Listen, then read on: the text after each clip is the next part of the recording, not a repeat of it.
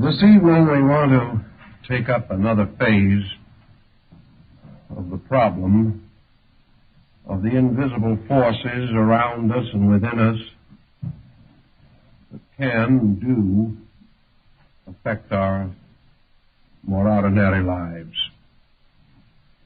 We have all seen in religious art representations of sanctified persons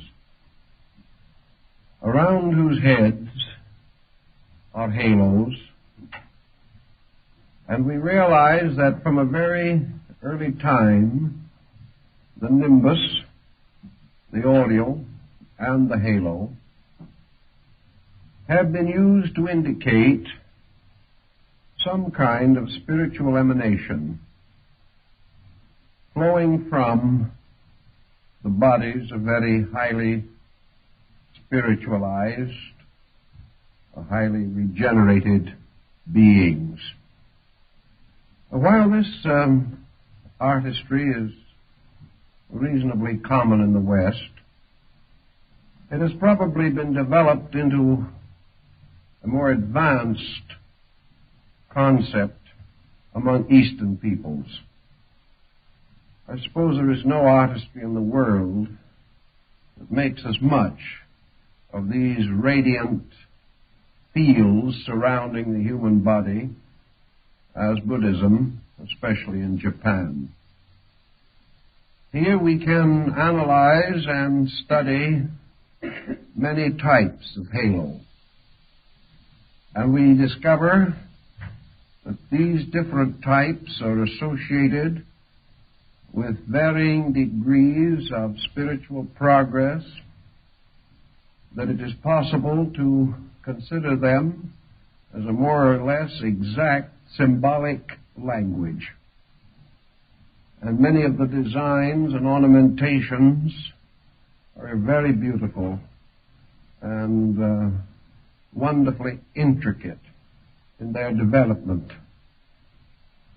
The whole concept undoubtedly rises from the belief among ancient peoples that the life force within the human being does radiate out from the body and does surround it with what 19th century mesmerists in Europe referred to as an invisible perspiration, a kind of constant emanation of force, a luminous fur-like radiance.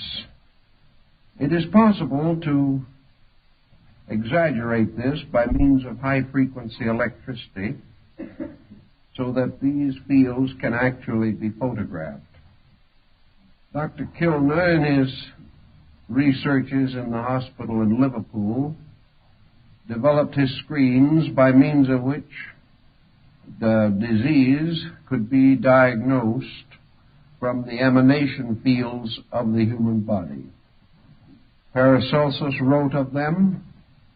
The Greeks and Latins recorded fables about these mysterious spheres of light within which living creatures moved and existed. We have had a tendency in more recent time to ignore this entire problem, although actually, when confronted with reasonable thinking, we are forced to admit that in all probability these energy fields do exist. Even the modern scientist is inclined to regard this matter rather sympathetically. He is quite convinced that man is a center of energy, and there seems no reason to doubt that this energy radiates just as energy will radiate from an electrical device of one kind or another. We have not, however, given much thought to the development of science bearing on this theme. We have assumed that if it exists at all, it is simply part of man's manifold constitution. And this is, of course, the basic viewpoint, but perhaps if these energies were more visible to more people, we would already have considered them in many of the forms of science and medicine which we have gradually developed. Psychology took hold of a phase of this, and we have a more or less integrated realization that man does develop mysterious vibratory patterns within himself which may be called complexes. A complex we think of as a fixation or a highly fixed attitude within the individual. Yet underneath everything else, a complex has to be energy. It has to have some kind of a vibratory existence. It has to be a vibratory thing in order to have any power to communicate itself, or to sustain itself, or to continue its own patterns or consistencies. Unless a thing is constantly nourished in some way, it must fade out or disappear. And complexes have a tendency to build rather than to fade. And we assume now that we are constantly vitalizing them with our own attitudes. What are our attitudes? Attitudes have to be energy. They have to be vibration.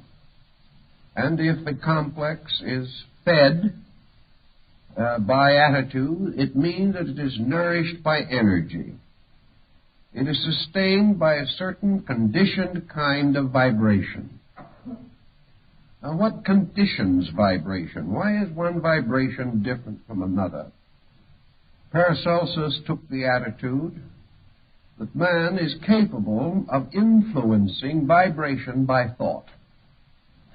That actually, therefore, human emotions and human mental attitudes really become the creators or become molders of energy.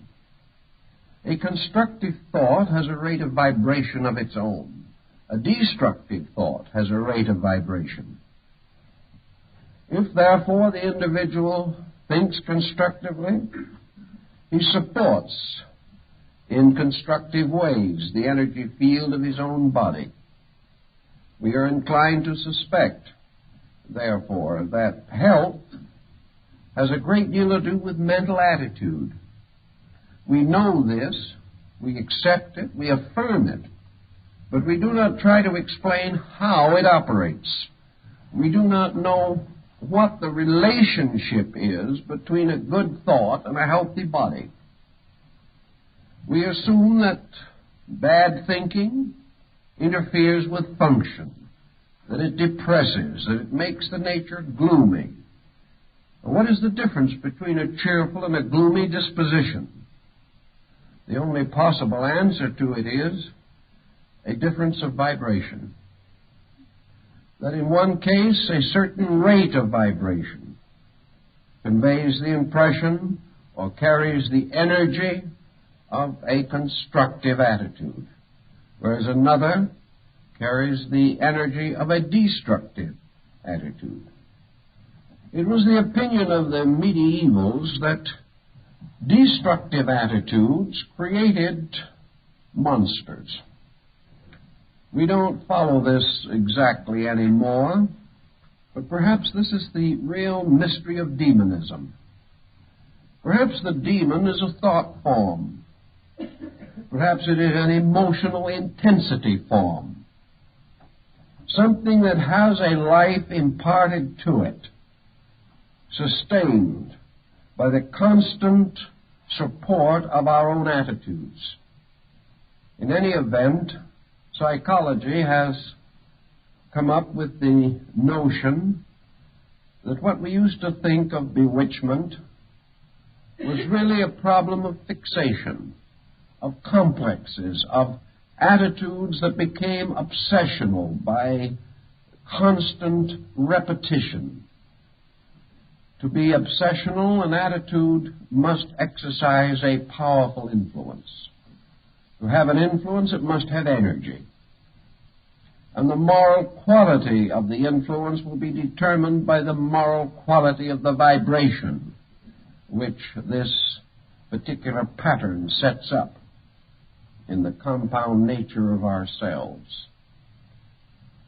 We also can notice this in other ways. One of the simplest ways of studying vibration, of course, is through some simple form as the snowflake or the frost pictures on a window pane. These pictures and the forms in the snow crystals show that form or structure crystallizes around energy. Now, we think of forms as all of them visible forms. We haven't really gotten to the point where we have accepted the reality of invisible structures in nature.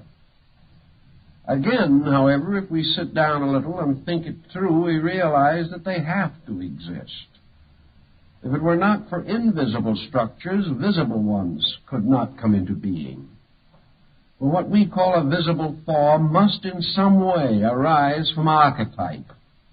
There has to be some reason why things take on certain appearances. Lavater, the great French physiognomist, used the human face as a symbol of the constant mutation of attitudes and their effect upon the body.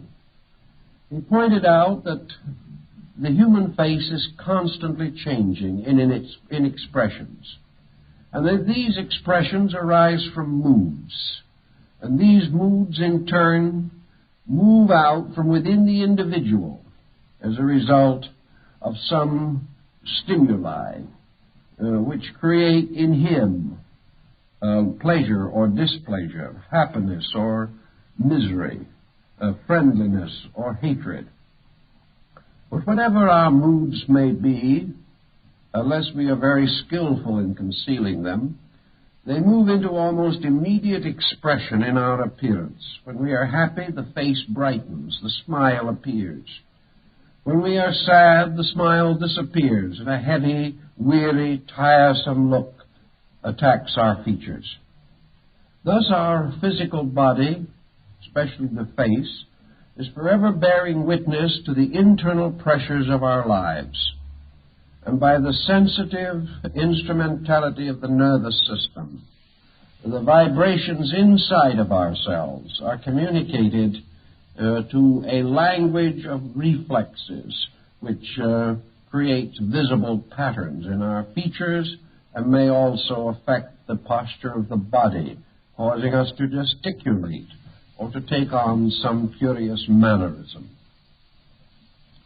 In the same general way, then, we have come through the ages to take it for granted that each person is like a kind of an alchemical bottle containing within himself the compound of his own nature in the form of an energy formula. This energy formula is made up of all of his attitudes, all of his feelings and opinions, all his beliefs and disbeliefs.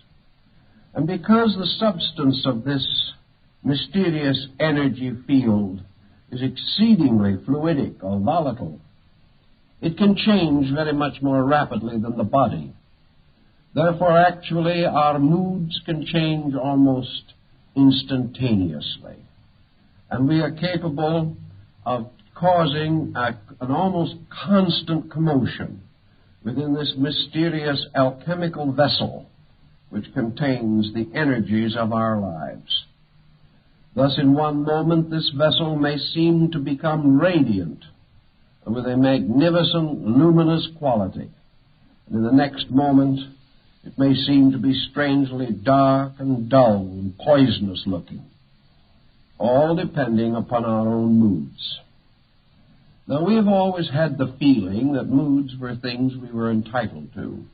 After all, we can put on a good front to other people, but we certainly are entitled to have private miseries when we feel like it. If we don't like someone, we may not permit our feelings to be obvious, but it would seem to be a terrible deprivation indeed if we were forbidden a secret animosity when it seems that the occasion justifies. But we do have to realize that there are no secrets in the universe, finally. We can hide things from each other, but we cannot hide completely the mysterious vibratory patterns of our natures. Whether we can see them or not, these patterns exist. Whether we know it or not, these patterns affect us. And they also affect our relationship with other people. They affect us in our relationships with ourselves.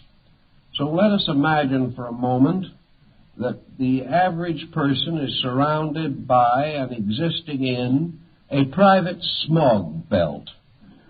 This smog belt is much more difficult and perhaps more dangerous than the smog-ridden atmosphere of our fair city.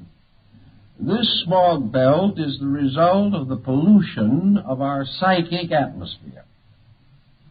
It means that we are constantly pouring into the etheric field of the body more negation than can be properly neutralized by the operations of universal energy circulation. We are expected to cast off constantly into the magnetic field certain refuse from the body. Also, certain exhausted psychic energies are cast off. And with these, in turn, a fair number of negative vibratory impulses. We are therefore able, as modern science fully realizes, to be unpleasant to a certain degree and still apparently not suffer too much as a result. We can have an angry spell once a year or once in several years, and on rare occasions what we term an outburst of righteous indignation, and we probably will not have anything worse than a headache or a stomachache or something of that nature. The body is able to neutralize a considerable amount of negation, even a measure of viciousness. But when it goes too far, when there is too much of a certain quality of destructive energy or destructive thought or destructive emotion, then the magnetic field becomes polluted. When this happens, the person is deprived of a large part of his natural energy resource. He becomes psychically toxic.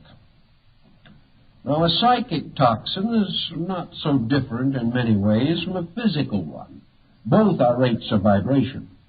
But the psychic toxin affects us in our psychic natures, causing attitudes to become increasingly negative and destroying within us the psychic integration that is necessary for normalcy.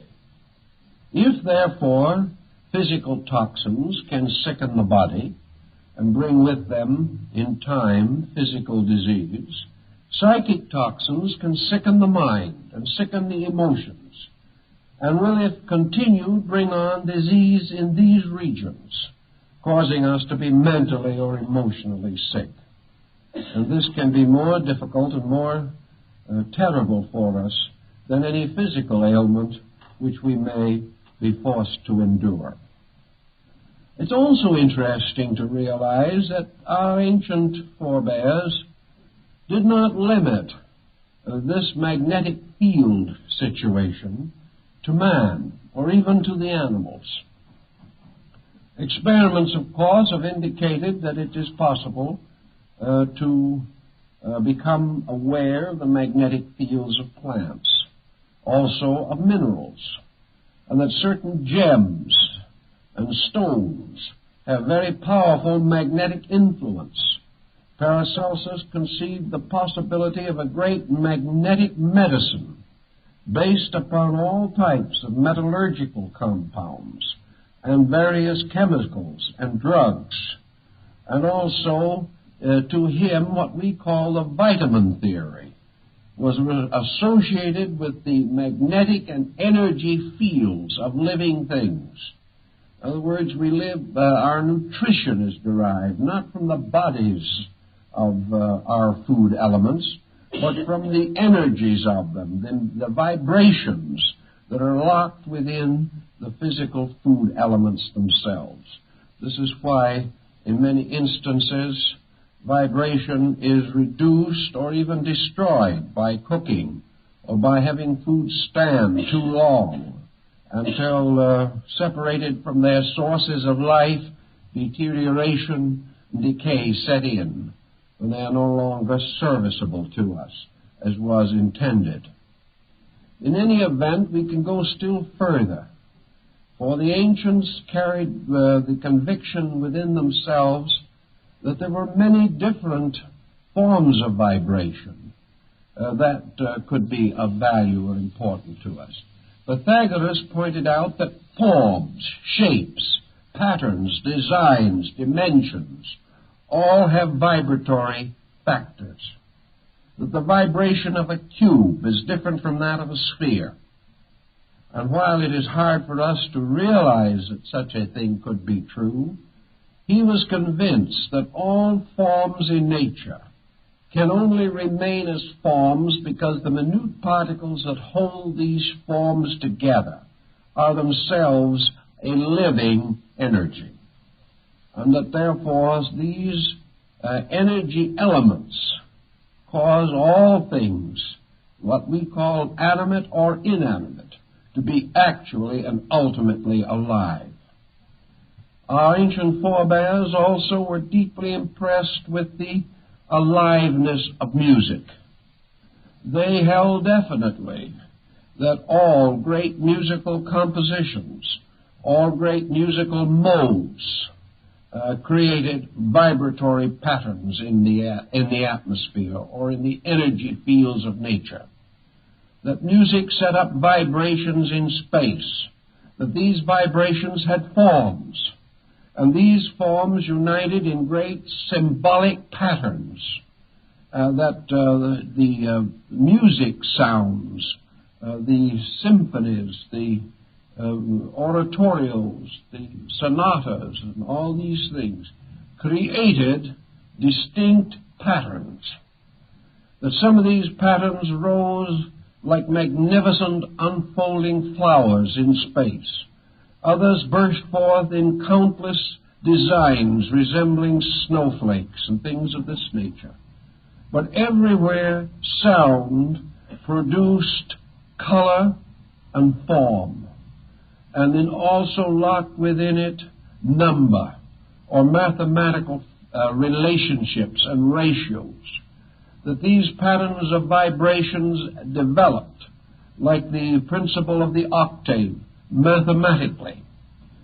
That octaves exist not only in sound but in color, in elements, and even in the divisions of races and clans and species of living things.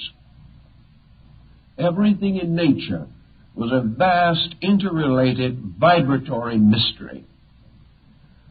Man, in his relationship to these other things, might or might not be aware of this. He might have the power to see some of these forms. He might be able to see a high mass in a great cathedral unfolding its majesty. He might also suddenly be aware that in a strange way the inspired, perhaps initiated artisans who had created the cathedral had actually captured in the very form of the building a tremendous musical chord, and that the building rose in its spans and arches very much like the music that filled it when some great choral was being produced. These things the ancients sensed or knew. They also realized that whether we can see these different forms or not, we can experience them to some degree. We experience them in many ways that we do not even realize. We know, for example, that human relationships are extremely complicated things, that beneath the common meetings and minglings of people, there are strange pressures, antagonisms, antipathies, that some are drawn mysteriously together, others are violently separated by moods within their own natures. Some people can work together, others cannot. Some can live together. Others find such relationships gradually more and more unendurable.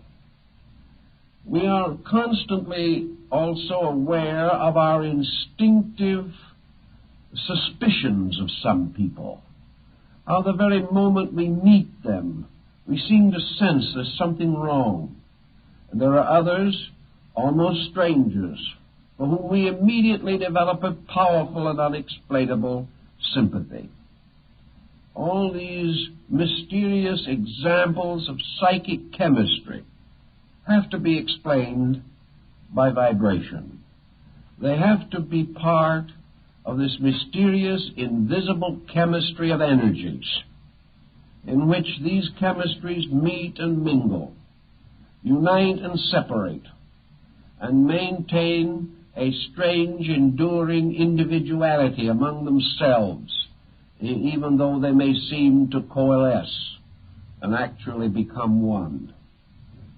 The ancients had quite a concept of all of this, a sort of invisible chemistry that was something like their alchemy or their divine chemistry, the chemistry of living things, rather than the chemistry of physical elements as we have come to think of them in modern chemistry. It has not occurred to us that the struggling elements in the test tube might be in mortal agony. It hasn't occurred to us that any of these strange processes which we see taking place around us might arise from the mixtures of energies, of loves and hates, of fears and hopes, expressed through symbols and patterns which we cannot really tune into. We can only somehow sense their existence.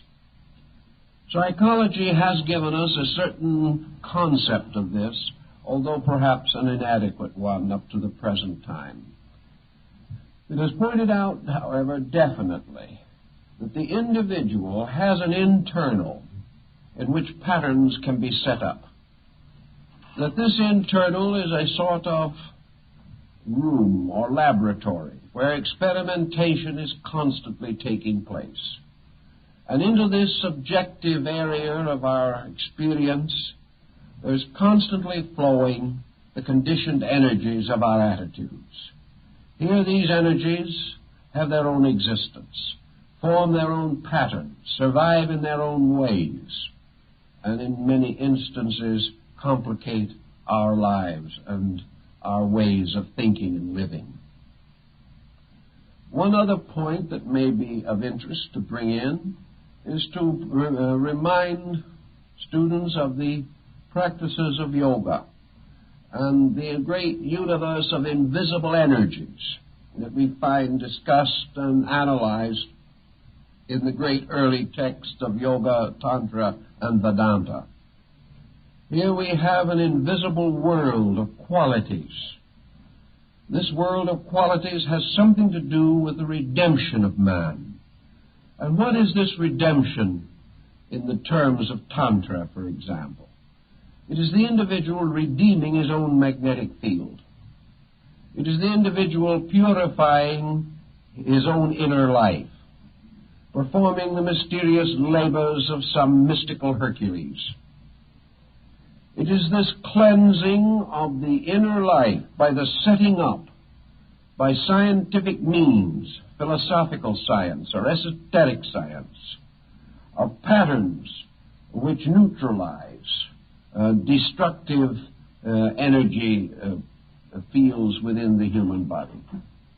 This also, to a large degree, is the true explanation behind Buddhist philosophy.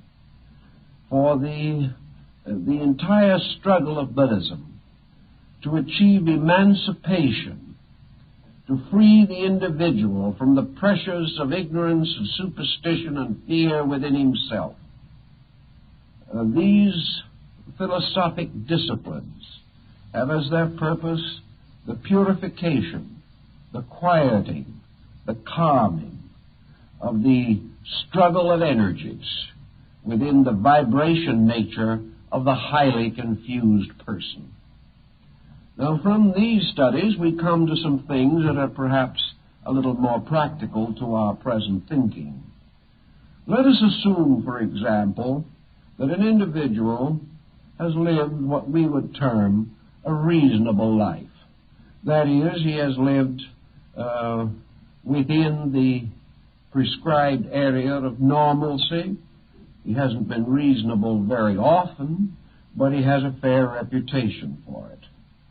He is good intentioned, he is kindly disposed, he's no better than he should be, and no worse than those around him. Therefore, he is regarded as highly normal. This situation means that within him is a mass of conflict and confusion. Not as bad as it is in some person who is obviously unable to take care of himself. But the so-called average person of today is not internally truly at peace with himself. The vibratory field of his body is made up of miscellaneous energy pressures. Perhaps he has no great outstanding pattern. There is no real energy design which he is building up purposefully. He hasn't a structure so firmly established within himself that all external attitude is contributing something to it.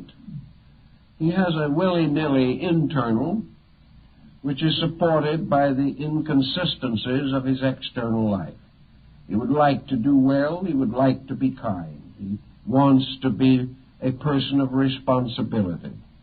But he has no real dramatic insight. He has no tremendous conviction that is leading him towards any particular well-established point or place or condition for himself.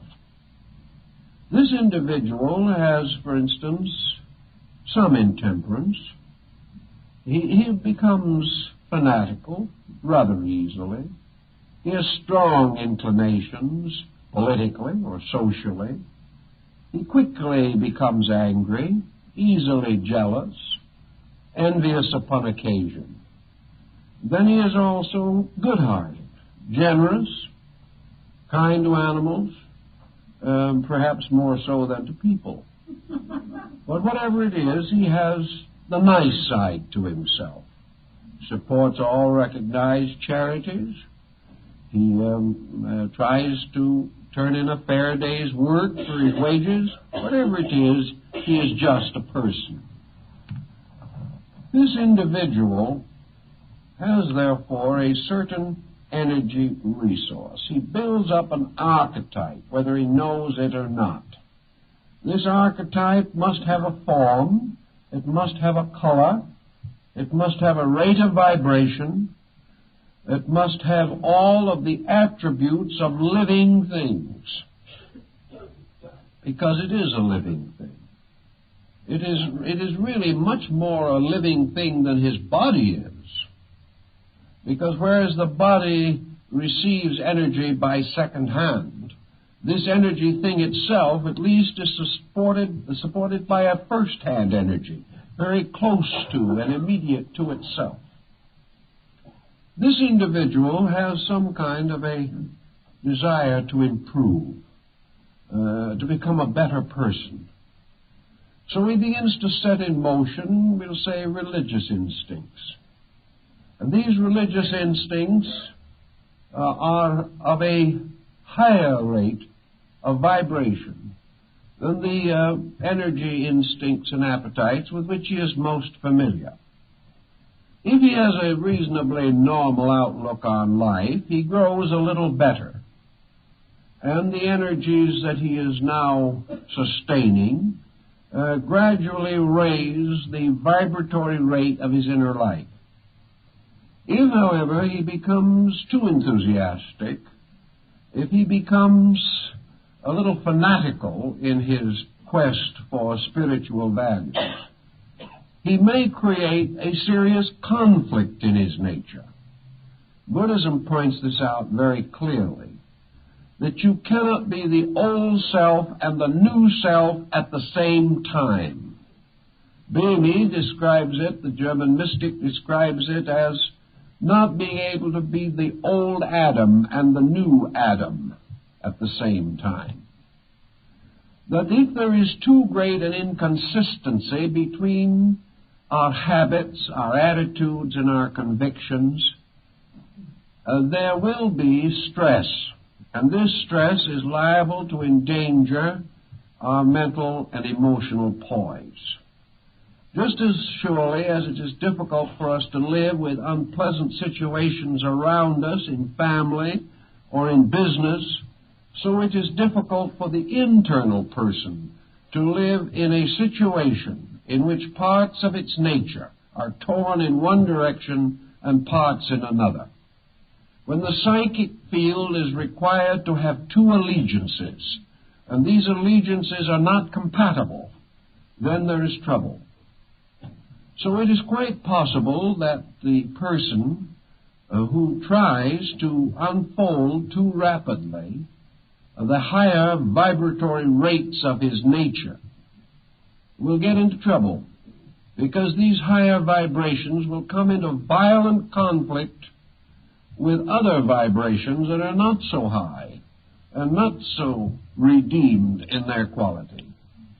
The person may therefore come not to enlightenment but to sickness. He will find that the vibratory energies that he is developing are too much for his mental focal point. His mind is on one level of energy. He is trying to spiritualize it, and this spiritualizing force is like sending too much current over a wire. It will burn out the circuit. He may find that his emotional ideals are very lofty, but his emotional practices are rather earthy.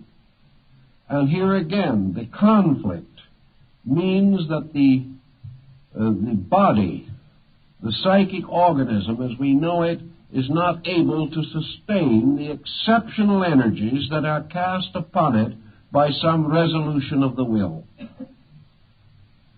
It is therefore, as Buddha points out, very important that the individual, first of all, clears the mental, emotional, vibratory field. That before he attempts to put high vibrations into this area, that the vibrations which would be in conflict with it must be cleared by the person himself. He must, therefore, have a house cleaning before he dedicates his life to some nobler pursuit. He cannot try to grow spiritually and nurse all his old faults and failings. He cannot keep on hating and at the same time develop a powerful, constructive regard for deity. He cannot have a deep mystical experience while jealousies and self-centeredness constantly build up negative areas within his own consciousness. If he tries to fight the thing out inside of himself, he breaks the basic rules of Zen and Taoism. He breaks the whole concept of discipline as it was set up by the ancient initiate teachers. Well, the purpose of discipline is always purification. The individual in the Platonic and Neoplatonic concepts must first attain a certain catharsis. He must dispose of that which is unworthy in himself. If he does not, he will create a situation of combustion in which he will neither be the same person he was before, with the reasonable adjustment that made life endurable, if not truly enriched and purposeful, nor will he be able to suddenly rise to some great heights of achievement without regard for the fact that the negative vibratory pressures of his attitudes are holding him down. He cannot pull apart. He cannot separate himself. And if he tries to force such a separation, then he is very apt to develop a multiple personality problem and become a psychotic. So that the study of these energy fields and their resources and their contributions to the total picture, this study is at least theoretically highly rewarding. It has to do with many values that are important to us. The ancients referred to the magic mirror, and the medieval transcendentalists, those of the early modern French school, spoke of the mystery of the astral light.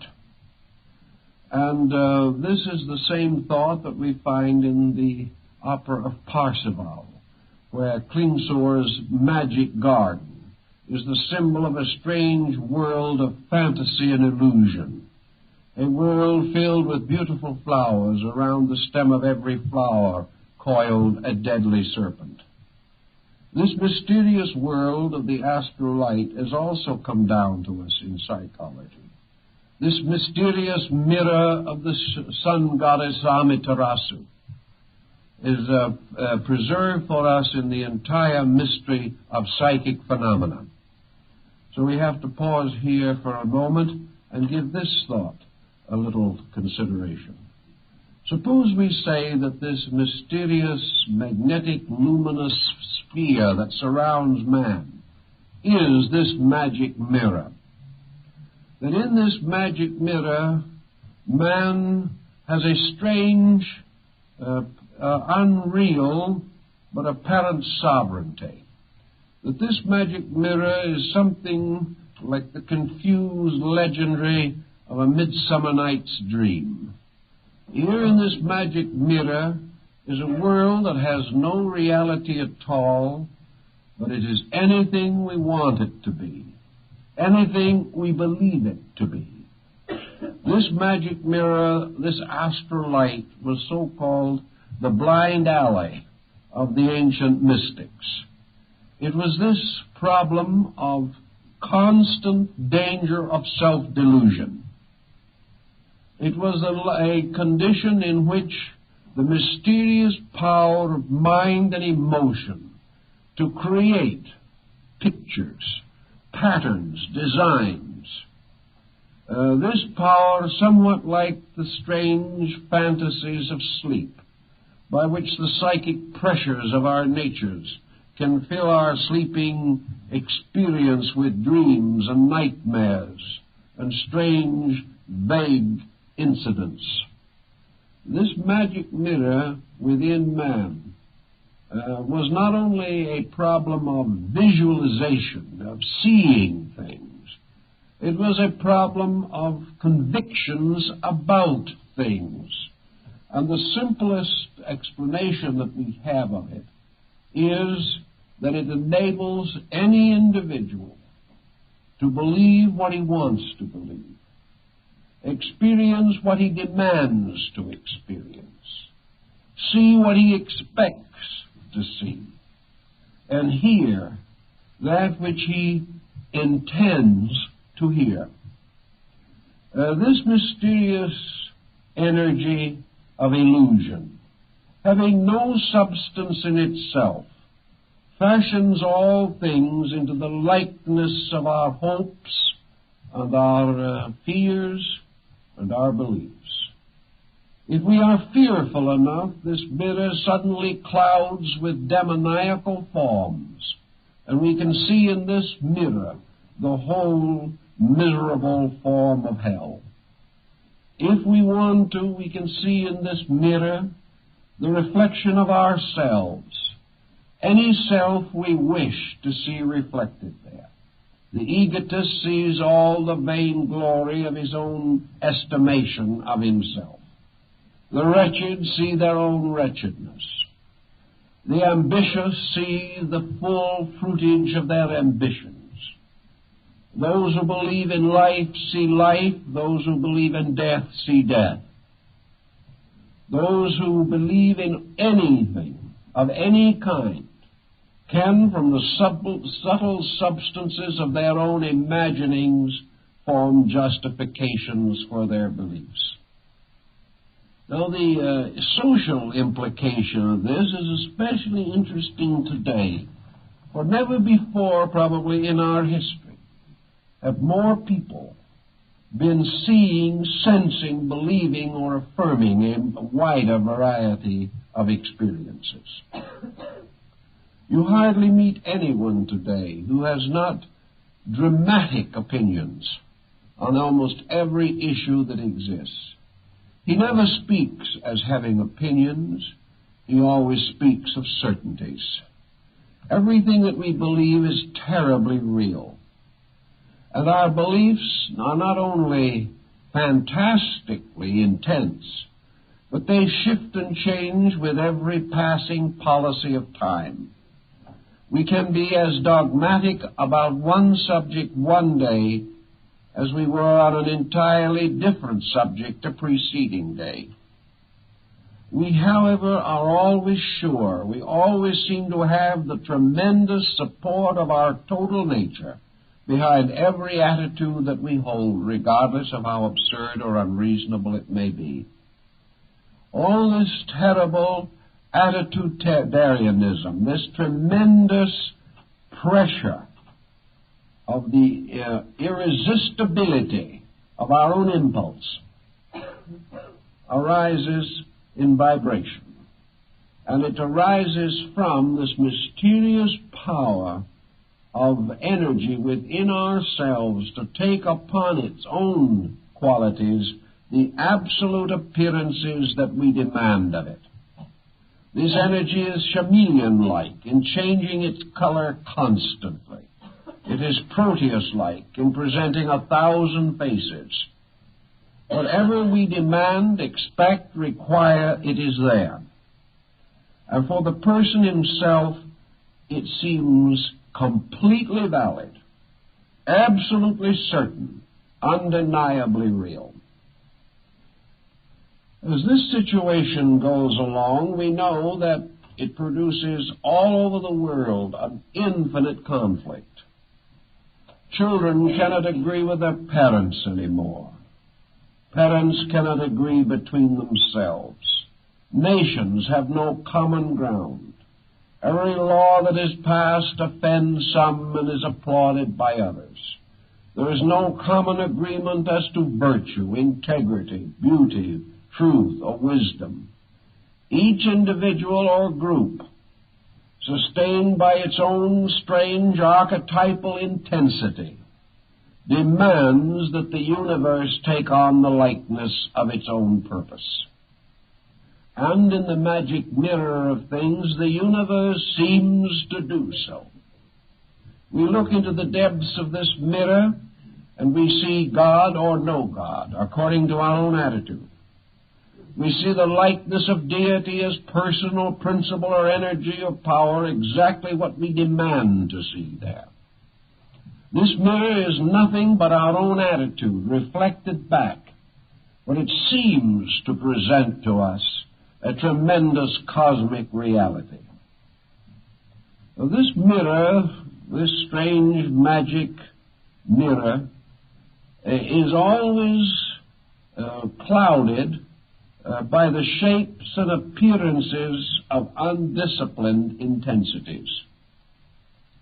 This is why the ancients warned man long ago that each individual had to develop a center of integrity.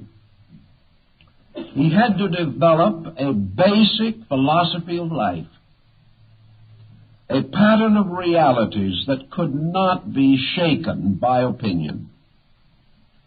He had to have some real and great conviction, a conviction arising in some truth superior to his own thinking.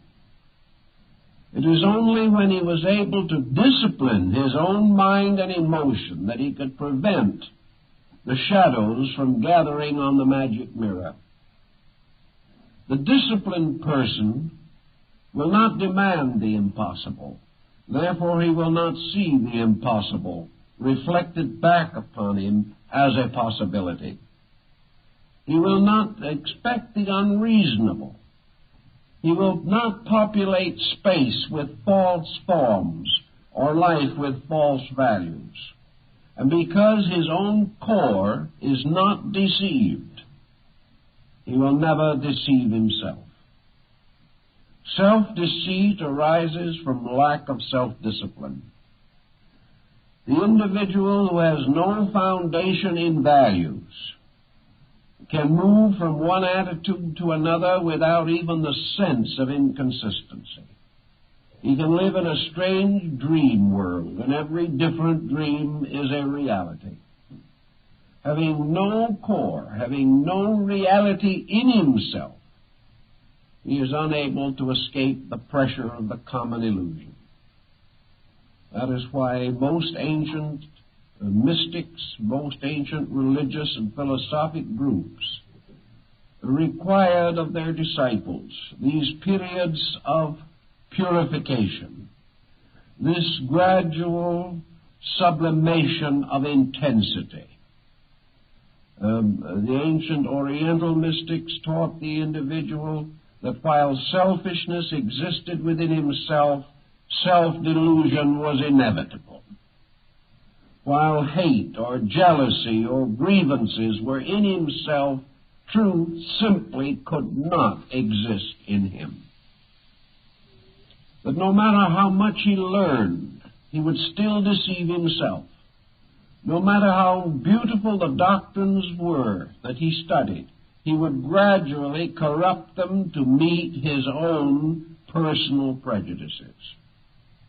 Or else he would try desperately to be two people.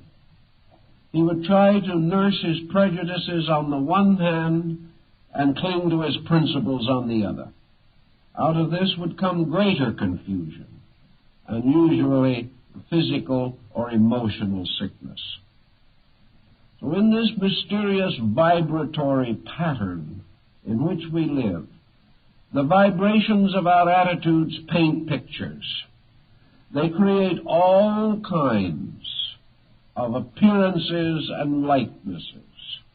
They can lift us up in one instant to heaven and drop us in the next to perdition. And yet actually we have not moved at all. We have only actually changed the focal point of this energy vibration pattern. If we are thus able to constantly pour vibration into this reservoir, it becomes finally certain that it returns to us again as energy problem. We had noted years ago the very close relationships that exist in history and in natural history between outbursts of human destructiveness and natural cataclysms. We observe with considerable interest that apparently the planet itself can become psychically toxic. We are not sure that we understand the meaning of natural disaster. We always assume in some way that this is the final evidence of dishonesty in nature. That no matter how good we are, no matter how careful we are, who can prevent the tornado? Who can stop the tidal wave? Or who can claim any moral relationships between a community and an earthquake? It seems here that we must accept the doctrine of accidents. Yet if we wish to assume for a moment what is quite reasonable, namely that this earth and all of its parts and members, may also be regarded as an entity. This Earth is a rate of vibration, and from some other planet we could study its spectrum just as surely as we study the spectrums of Jupiter or Uranus or Neptune. We could thereby learn the energy that it reflects and also discover something of the energy that is inherent in it. We know that planets are sustained by the sun, just as we are. But just as surely as we condition this solar energy to our own peculiar usages, so do planets.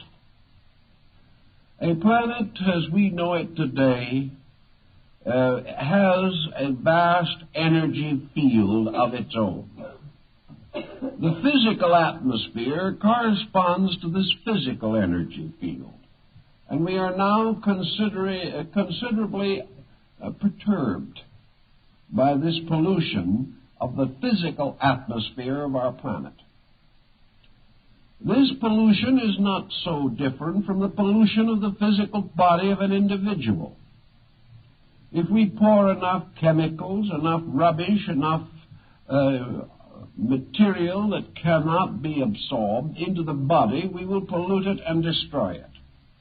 And if we keep on our present way, we may sometime discover that our personal habits, particularly in various forms of therapy and nutrition, may be a greater danger to us and to our survival than nuclear fission. Actually, the Earth itself begins to reveal the tremendous contaminating influence of man's own uncontrolled and unrealistic misuse of natural resources. We begin to see that our streams are polluted. The air is polluted. Gradually, the tremendous increase in population must dump its refuse into the sea or into the air or into the earth. Little by little, the physical resources of the planet are damaged, and lesser divisions such as continents or certain areas of land may be particularly or more immediately affected, just as we can impoverish soil by poor agricultural methods or corrupt it by the wrong processes of fertilization. So we can destroy the productivity of a planet, of an Earth, of a solar system, so far as that is concerned. On this planet, there are over 3 billion human beings whose minds and attitudes are constantly pouring thought and emotion into the vibratory magnetic field of the planet. Most of the vibration that is going into this magnetic field is about as valuable as smog. The best we can say about it is that it isn't quite as bad as it could be, but is getting worse rapidly. Into this mysterious reservoir of magnetic energy, which must also purify itself, in the same way that the water and the air and the earth must purify themselves. Into this energy field goes the tremendous, continual, toxic force of human negation. A world torn and confused, a world selfish and self-centered, a world warlike and dissipated, a world in which, whether we realize it or not, great units of humanity are united in common negations. Now, we may say that there are thousands of ways of being selfish, but most people practice at least a few of these ways, and the result is that a vast negative selfishness flows out into space as a rate of vibration. Various conspiracies, the fanaticisms of peoples, the endless dissatisfactions of masses, the persecuted and the downtrodden, all these peoples simply fill space with negative energies. And these negative energies have to be in some way cleansed in order that the great nutritional field of nature be preserved. If there is too much of this, we have the same thing exactly that we have in the physical condition of mankind. If the oceans and the air and the earth cannot purify the waste that is communicated to it or dumped into it, then parts of this waste come back again in the various materials that are used for the continual survival of life. The water is a little contaminated. The air is a little contaminated. And we have to drink that water and breathe that air, and we become a little more contaminated. Then parts of this waste come back again in the various materials that are used for the continual survival of life. The water is a little contaminated. The air is a little contaminated. And we have to drink that water and breathe that air, and we become a little more contaminated. The same thing is true of our psychic natures. If the psychic field of our planet is corrupted, if the vibratory energies are polluted, then the human being who has to depend upon these energies for his own survival is receiving into himself vibratory energies that are not pure. Out of Plato's concept of the periodic eras of sterility and fertility in nature, and perhaps is the vibratory answer to the East Indian concept of the Kala Yuga. Here we have a situation in which we breathe in death, that we take in upon ourselves the final summation of the endless streams of energy that are flowing into this great final reservoir of the earth's vital supply. If this is not kept clean, if this is not purified, if human beings do not change their own ways, they will ultimately find that this is another form of selfishness, just as suicidal as refusing to curb industries, the fumes and smog and smoke of which may endanger physical life. Nature apparently finally comes to these impasses in which forms, energy forms, vital forms, etheric forms, what we might almost call demon forms, fashioned out of the very archetypal vibratory cores that we create, become like fixations or complexes within our own natures. And these archetypal negation energy patterns can, in time, produce physical phenomena. Just as surely as, for example, a gradual accumulation of mental and emotional stress within the individual may end in a stroke or a coronary, so in the earth, this gradual building up of psychic tension, psychic stress, may end in the equivalent of this ailment in the body, perhaps an earthquake, perhaps a great electric storm, or if the corrupting influences of this psychic situation become too great, a world epidemic, a vast plague, a pestilence, or something of that nature.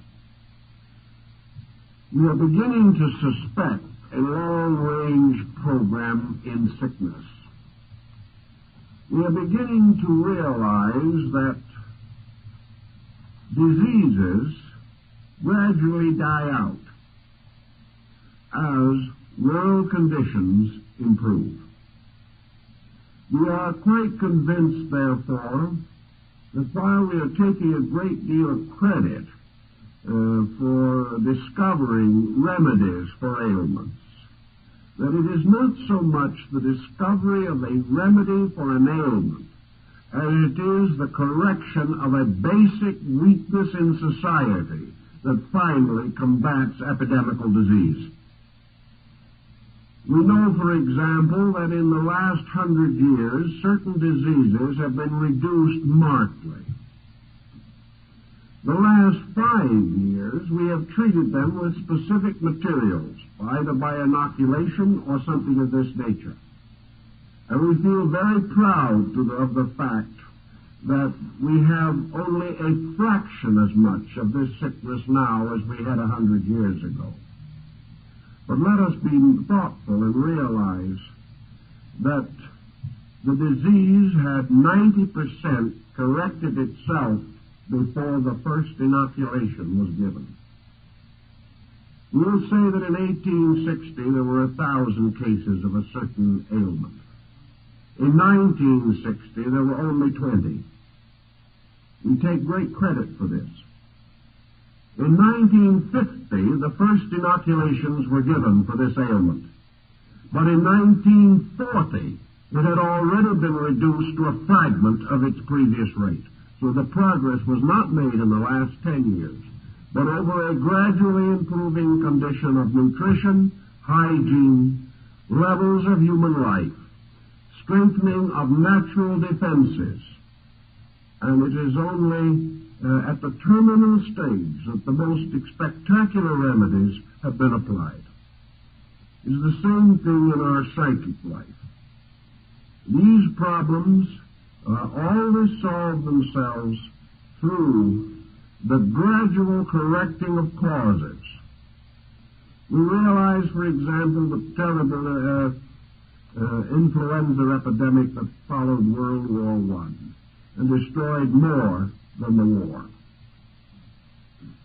This undoubtedly was related to a tremendous situation in nature. Statistics have been gathered which would indicate clearly that nearly all of the world's great natural disasters have followed within 5 years of a great human disaster, have followed after wars, persecutions, intolerances, and corruptions of mankind. So it is quite possible that there is a relationship between so-called natural disaster and the conduct of man, and that this relationship is a valid one, and is another indication of the fact that we cannot live badly and do well. It's just not possible in this universe of which we are a part.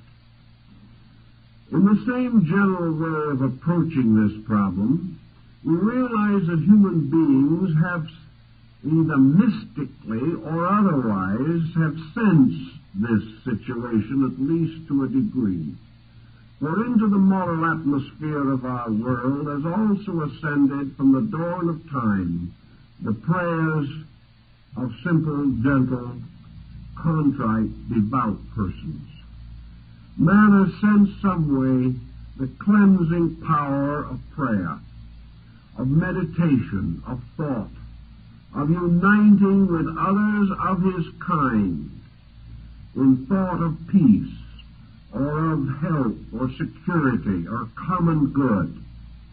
We have sensed always that where many are gathered together in a common thought, this thought has power. It has been used from the beginning of history in the healing of the sick and in other spiritual mysteries.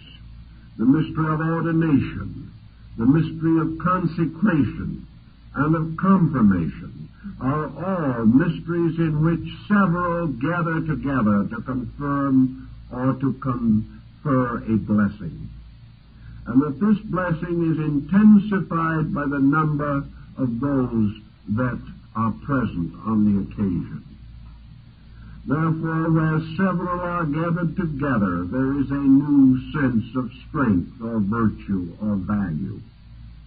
This again appears to indicate the power of vibration to build up, to consecrate, or to increase a good power, a power for reality.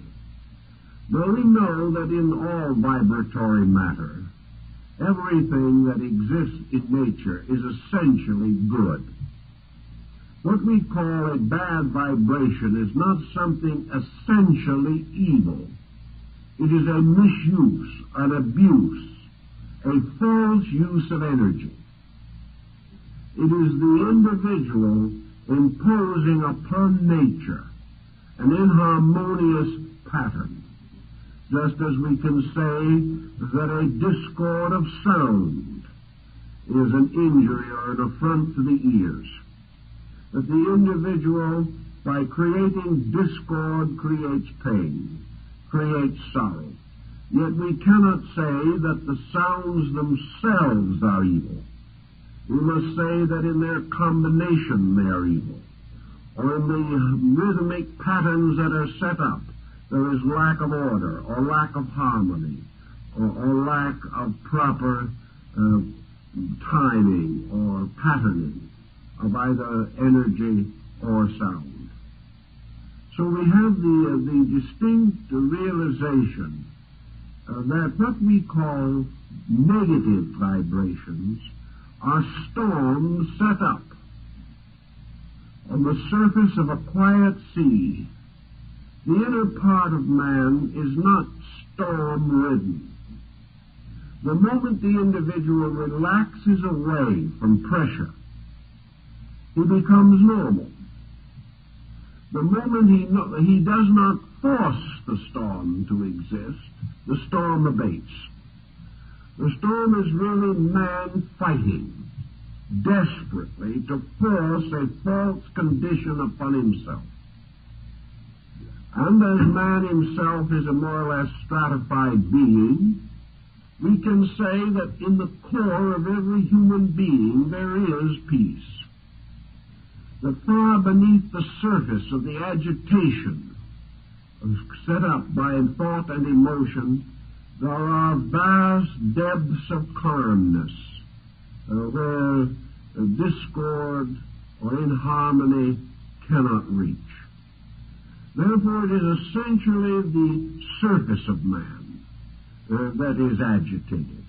And by surface we mean the more superficial of his attitudes, or the more superficial of his emotions.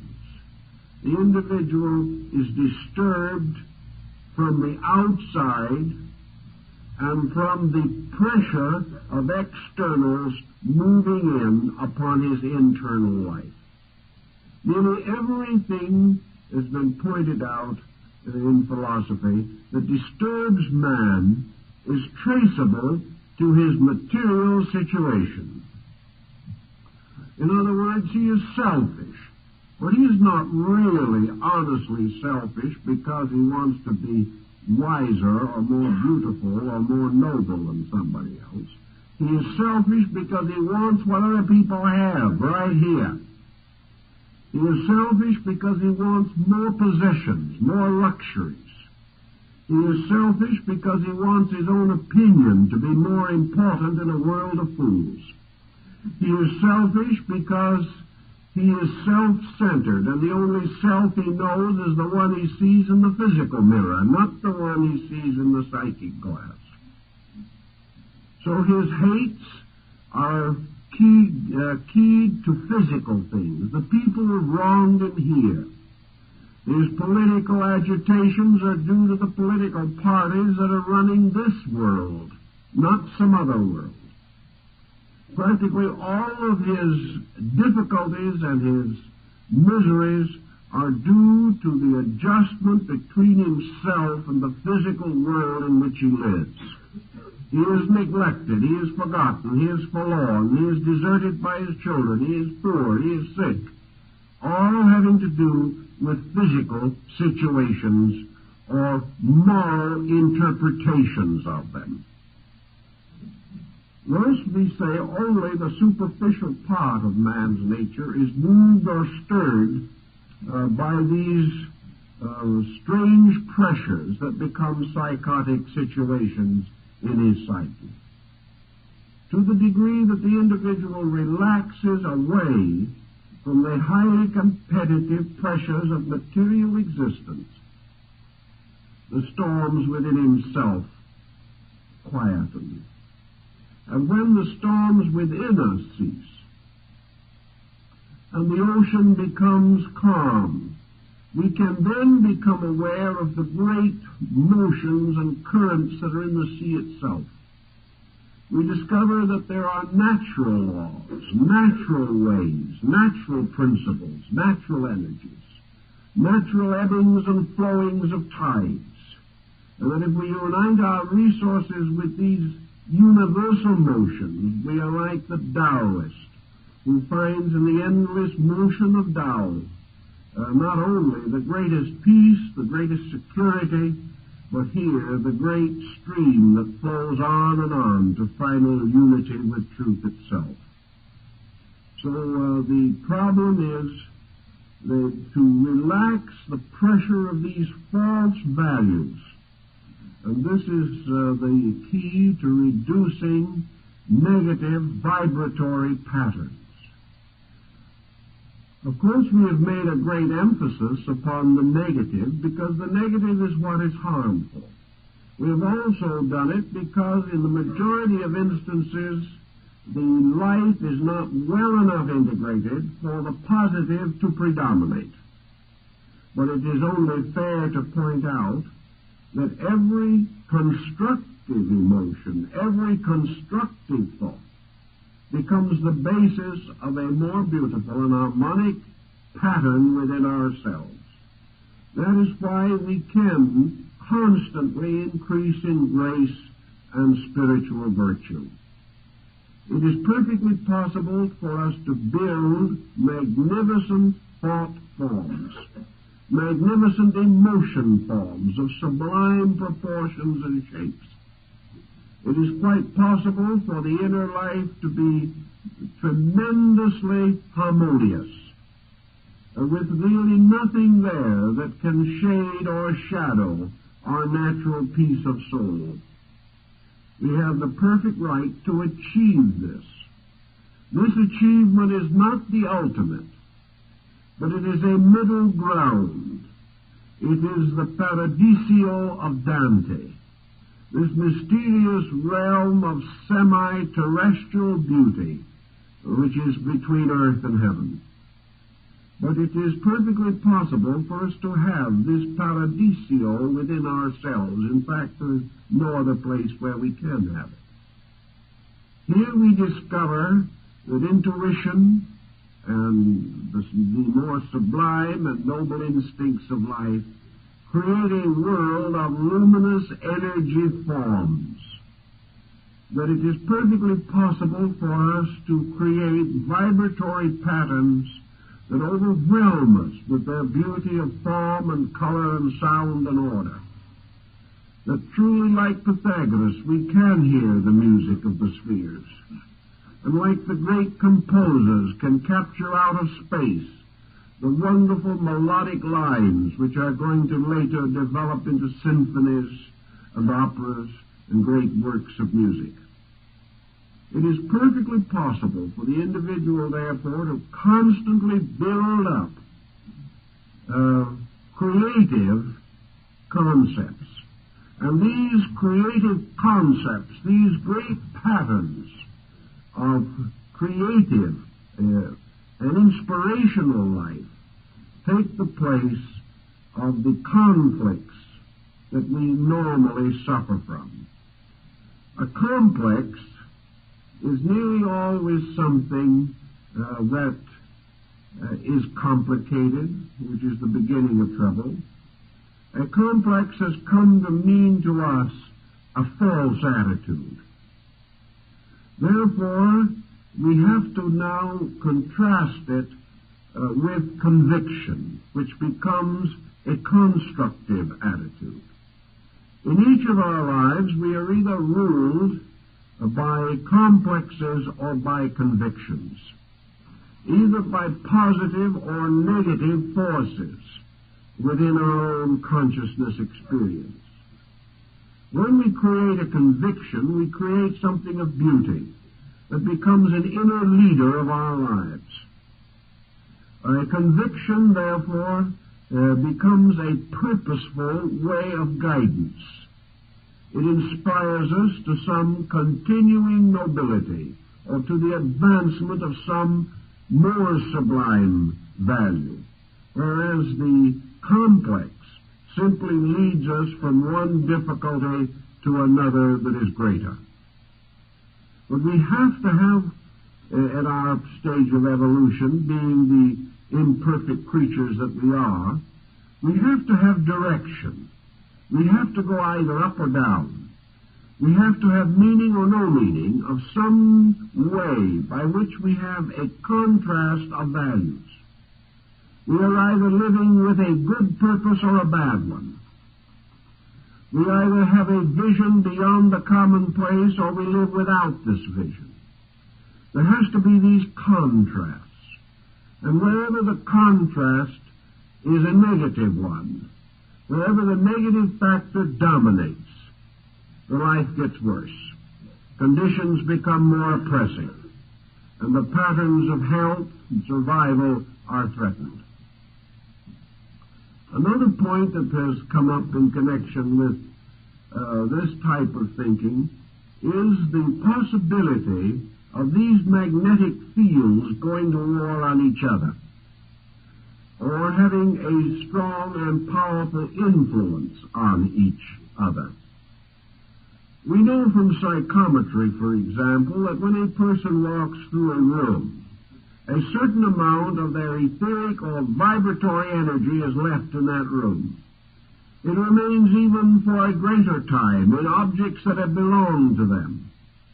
And in primitive magic and witchcraft and sorcery, much was made of the importance of the sorcerer possessing something that had belonged to the potential victim, something that contained the energy, or in some way was a magnetic tie by means of which a person at a distance could be reached on the basis of vibration. The concept here being that each living organism has a unique vibratory pattern made up not only of its natural core pattern, which is its spiritual identity, but also the modifications of this pattern by the various attitudes and conditions of life. So there was this belief that there was a means of communication set up, a kind of radio or wireless communication by which it was possible to control or influence anything if we possessed something belonging to that person that contained that person's energy, that person's mana or orenda, the life principle of that person. That is one of the reasons why most primitive people do not want to be photographed. They fear that anyone who possesses their photograph can control them by their likeness, that the appearance of a person can therefore be of the greatest danger if another person wishes to use it for magical means. We no longer highly favor this point of view or regard it as essentially valid. Experimentation seems to point out that a very great part of this kind of diabolism is due to the fear that is set up in the heart and mind of the victim. Experience shows, research shows, and I've done some research in the field myself, that in nearly every instance the victim is told in advance or informed in some way that he is about to be assailed. This seems to be the real cause of the damage, because he begins to disintegrate from his own fears. And then some brouhaha witch gains the reputation for having achieved this evil work. But there is one thing that is definitely provable and demonstrable in nature, and that is that these different energy rates do have effect on people, and people affect each other. This is nothing especially esoteric or especially remarkable. It is simply the motion or movement of spheres of over-influence up from one level of life to another. There are a great many people in this world who live for only one reason, and that's to over-influence somebody. If their advice is not always followed, if they are not allowed to dominate every situation, they're just plain peeved. And if they are rebuffed a few times, they become neurotic, because they really believe that they were predestined and foreordained to make other people do what they want them to. Also, there are folks who just live for the purpose of being over-influenced. Sometimes it's because they are weak and do not want to make decisions, that they have been weakened by early childhood situations. They have not been allowed to grow up.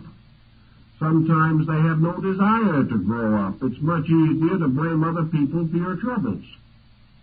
And anyone who advises you must take the responsibility of what happens to you if you follow the advice.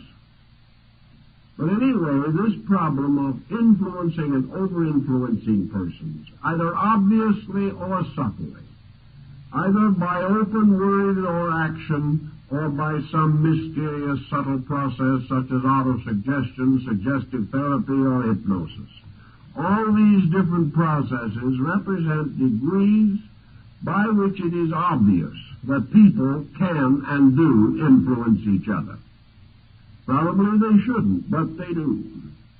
And one thing is obvious, that if parents do not influence children, so much the worse for the child in the majority of cases. So that there are certain influence patterns that are more or less necessary in nature. Psychic influence is not so very different. Individuals can communicate without word or without ordinary means of communication. We can feel the thoughts of other people. We can be influenced by associations with various types of persons.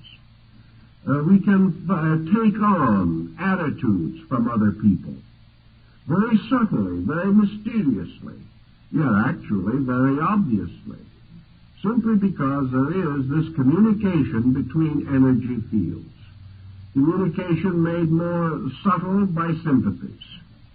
Also, there can be cases in which two persons have vibratory cores so similar that they can communicate with each other over considerable distances.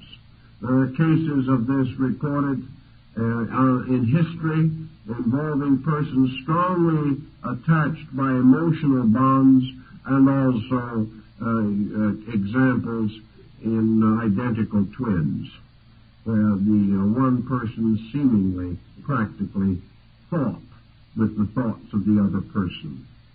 How to explain some of these things without vibration, without energy, and without some form of telepathy would seem to be rather difficult, but some people are still trying to work it out on a purely physical basis.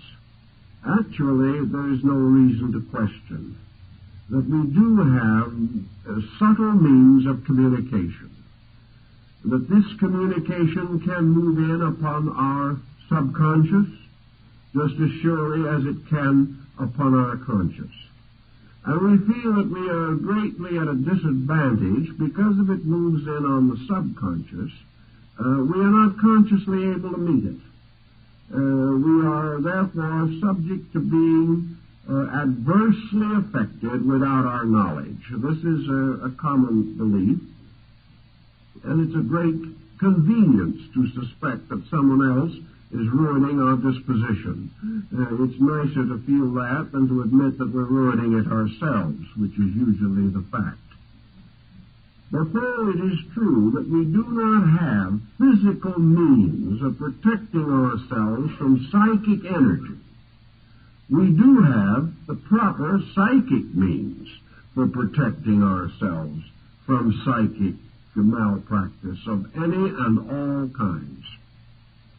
In other words, this magnetic field, this mysterious auric egg with which we are surrounded, has a complete defensive mechanism of itself. It is like the shining armor of Christian in Pilgrim's Progress. It is a strong defense against any evil that might naturally come to us.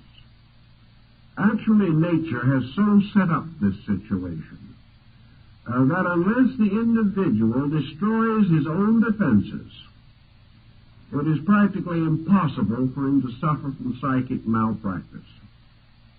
The only reason he can suffer from it is the same reason that he can suffer from certain physical ailments only if his own energy fields are run down. The greatest promise of health is the maintenance of a healthy body. That is physical health. The greatest promise of psychic and emotional and psychological health is the maintenance of a healthy psychic integration. Against this, there is almost nothing that can do any harm. The only way we can get into trouble on the psychic plane is by opening ourselves to trouble by some wrong action of our own. Now, this isn't always a very comforting thought if it's already happened.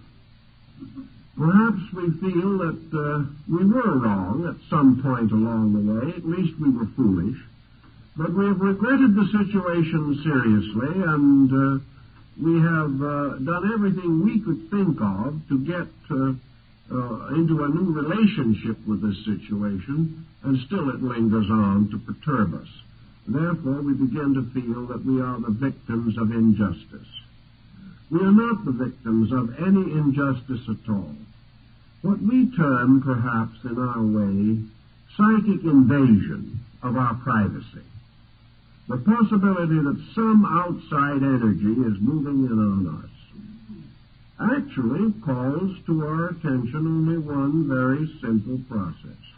That the only way in which this can happen is that our own proper psychic defenses have not been restored, and that therefore we have to restore them.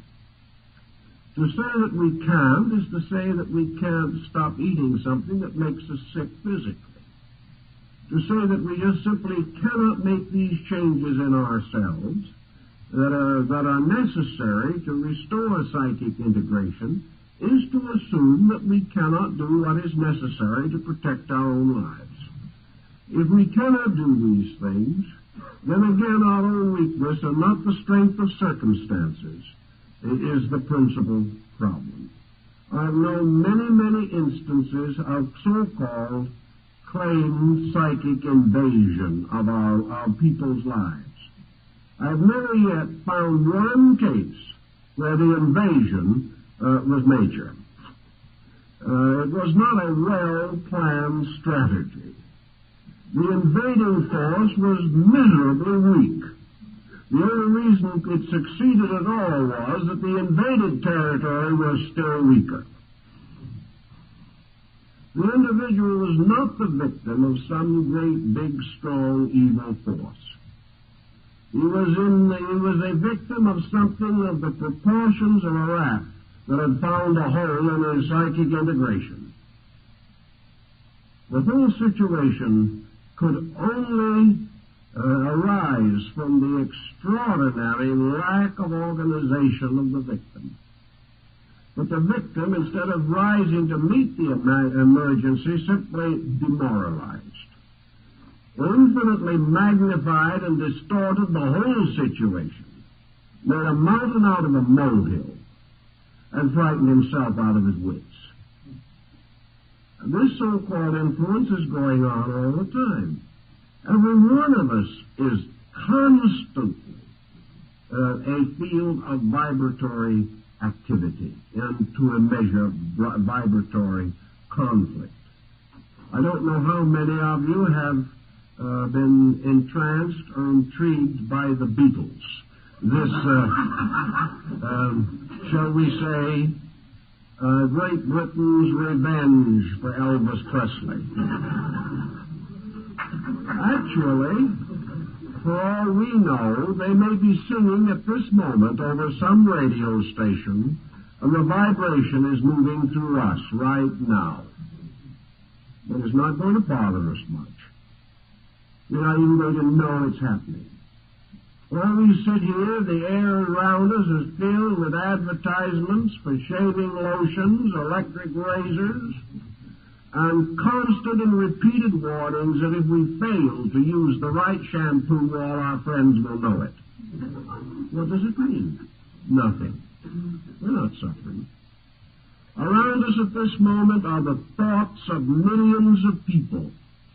Some of these thoughts are bouncing off of our own magnetic fields, and others are passing through unnoticed. We are constantly in a sea of vibration. Vibrations coming from stars so remote that even their light does not reach us as far as our visual powers are concerned. Sounds coming across billions of light years. We can't hear them. But this universe is one absolute network of energies, divided into innumerable bands, every band filled with vibration in all of its parts. And actually space is capable of giving us a still greater infinity of bands to be used by every conceivable vibratory length that we can know of now or discover ever in the history of our scientific or psychological progress. These things are here all the time. But man, by the very nature of his own structure, is given a wonderful protective mechanism. No matter how many thoughts other people send against us, it doesn't do a thing unless we insist on letting it, forcing ourselves to receive these vibrations that we then turn around and feel.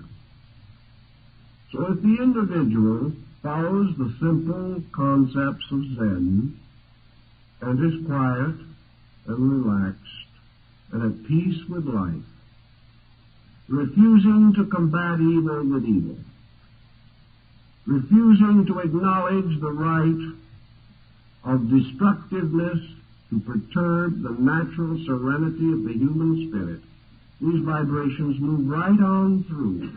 They do not stop unless we capture them by setting up polarities for them in ourselves.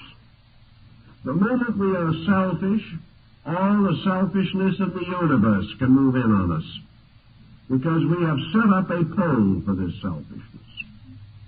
The moment we are frightened, all the negative fears of millions of creatures, animate and inanimate,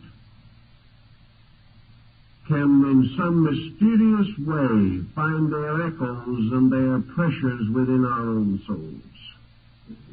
If we are superstitious, all the superstitions of the ages can reach us. But if we are simply controlled, directed, disciplined, integrated people, the only thing that we can receive will be vibration of that quality. The reason why we are open to negation is because of the negation in us. And the only way we can rise above this situation is to transmute this negation into a neutral or natural force which does not attract that which is not desirable. One of the reasons why infinite numbers of vibrations move through us all the time and we do not know it is because these vibrations do not concern us. They are not for our use or for our need. Some of them may concern some parts of ourselves. But about these parts of ourselves we may also be completely ignorant. Those vibrations which relate to our spiritual life and our spiritual survival we know nothing about. They are useful to the spirit, but the mind and the emotions cannot capture even their meaning. Therefore, if a vibration is not for us, it doesn't touch us. And it's not for us unless we deserve it. We must deserve it by making the mistakes that bring the negative ones or setting up the positive situations that bring the positive ones. If we do these things correctly, if we build the right polarities within ourselves, we then realize some of the benefits of growth. For it is from discipline and insight and wisdom and understanding that we set up the psychic symbols within our own subconscious, which are nourished and fed by the constructive forces of life. If we plant a seed of psychic good in our own souls, nature will nourish that seed and will help it to grow. And we will become gardeners in this psychic garden. And we will do everything we can to make sure that this little psychic plant of beauty grows. We will keep away the weeds. We will see that it is properly trimmed and properly guarded so that it may blossom and fulfill its purpose. And life itself will supply the ultimate energy to make this little plant grow and flower and bear its fruit. Nature will support all that is good. And therefore, if we will plant the right seeds in our psychic nature, they will grow. If, however, we let the psychic nature go to weed, we will have that problem. Not because weeds are bad. Weeds are all right. Weeds are very good, useful things. But they're not good in our psychic lives. They're not good when we are trying to grow something else. And if we neglect the psychic life, it will go to useless weeds. Useless as far as we are concerned, because they choke out the life we are attempting to develop. If, however, we do the right thing, create the right internal life, these psychic patterns and vibratory polarities will develop properly, and we will observe the unfoldment of our own psychic lives as magnificent archetypal forms, symphonic in sound, glorious in color, and perfectly mathematical and orderly in design. We will understand that truly this magnificent geometric solid that Plato describes as the human soul. It all depends upon what we do with it. And the whole problem of the so-called negative psychic situation is just part of our experience need. But just as surely as we must learn not to break physical laws if we want to survive in this world, so we must also learn not to break psychic laws if we want to be happy and well-adjusted as psychic beings. We have to earn our happiness in this life, and we have to earn our psychic inner happiness through keeping the laws governing the uses of energy, and by recognizing that we must be the alchemist, the mystic chemist, and transform the mysterious vibratory patterns of life from base patterns into pure patterns, that we must develop the discriminations and the insight, the creative interests, the creative attitudes, the constructive outlets, by means of which we can keep the psychic life happy, keep it normal, keep it growing, keep it beautiful. If we do that, we will have well-adjusted inner lives, and we will build magnificent forms of energy. Instead of complexes, we will truly build magnificent constructive conviction forms that are noble, gracious, and suitable to live with. Then, like the ancestors of the ancient Chinese, we shall live good lives every day, and we shall sleep without disturbing dreams. And these are the laws governing this situation. And if we keep the rules will keep us. If we break the rules, we will be punished. And this is true just as much of our inner life as it is of our outer circumstances. Well, time is up, so I guess that's all for this evening.